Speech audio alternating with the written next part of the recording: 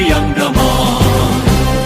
Kementerian Agama Republik Indonesia ikhlas beramal jadi semboyan, layani umat membangun bangsa.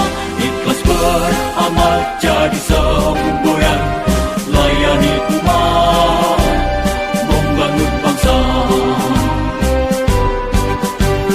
Berkhidmat untuk umat dalam keberagaman, bersatu padu bergerak dan berkarya, wujudkan negeri yang damai.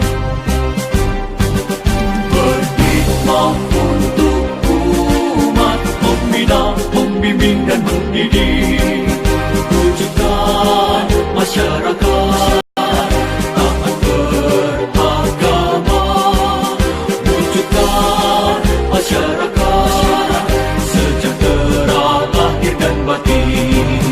Berkhidmat untuk umat, membina, membimbing dan mendidik, mantapkan kerukunan